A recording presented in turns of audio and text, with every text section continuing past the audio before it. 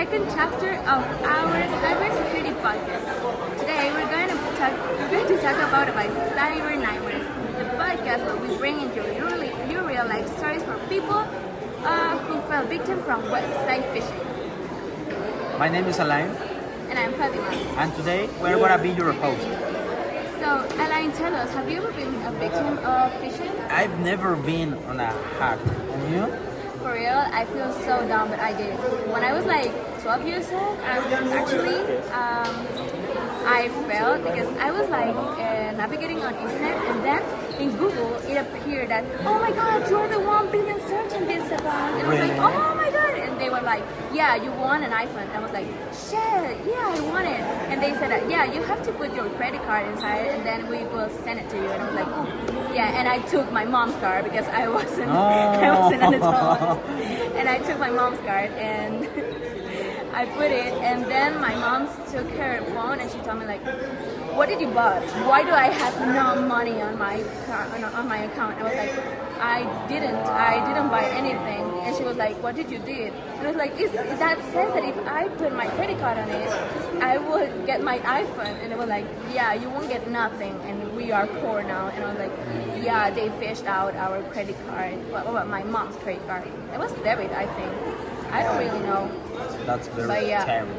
But let's listen to our followers' victims' Yeah. tales. So, for example, Maria says that she was a phishing scam victim. She says, I've never thought of falling on a scam, but it happened so fast. I got an email that looked exactly like it was from my bank.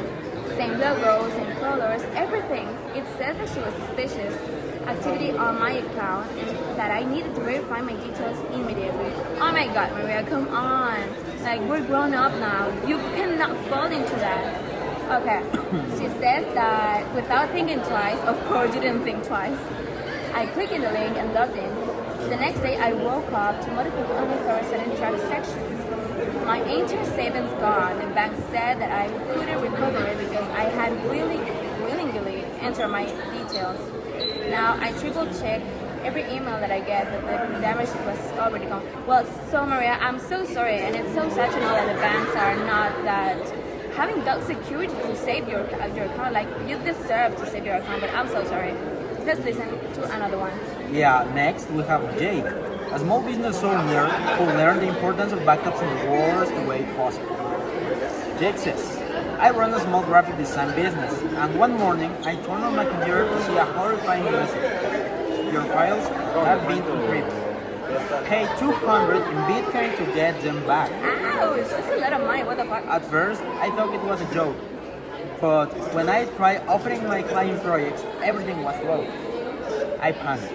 I couldn't afford to pay, but I also couldn't afford to lose all my work. I took my computer to an expert, and he told me the only way to fix it was to wipe everything clean. Years of work, done just like that. Now I back up everything really useful.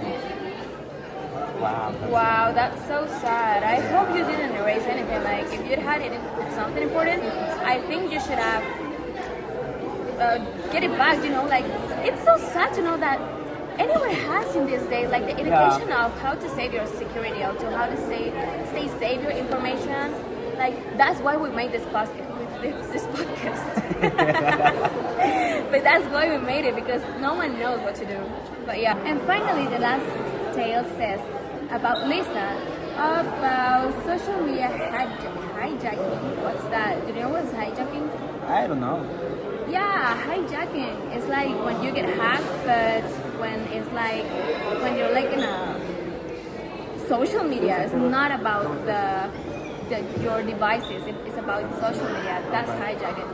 Okay. She said, one day suddenly get locked out of my Instagram and tried resetting the password, but my recovery email had been changed. Ooh, there's another party out there. Then my friends started messaging me asking why I was selling crypto investments on my story. Wow. A hacker had taken my account and was scamming people under my name.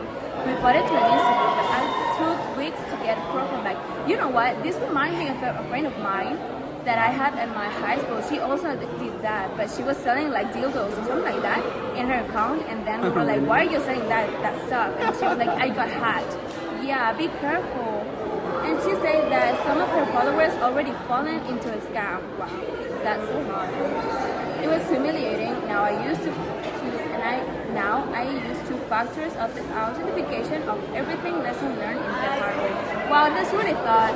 And I think there's no way to keep safe about that. I mean, like the hackers are hackers, so we're gonna not do nothing about that. But yeah, I think you should keep your account in private, because if you have like a public social media, That's very account, dangerous. Yeah, it's dangerous because it's easier for them to hack you. But yeah. Of course. Now let's continue with the nothing. Nothing. Bye.